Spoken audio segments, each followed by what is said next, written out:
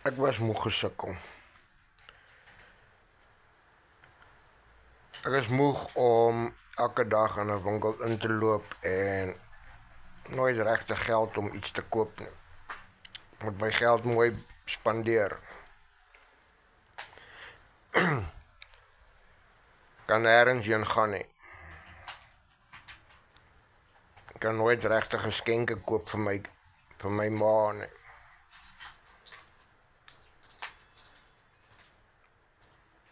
Ek het op my knieë gegaan en ek het God gevra om my te help.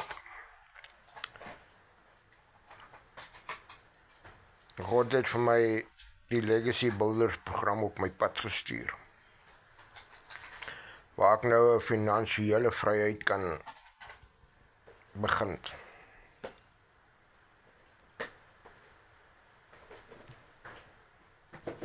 Ons is 6000 Suid-Afrikaners wat dit reeds doen.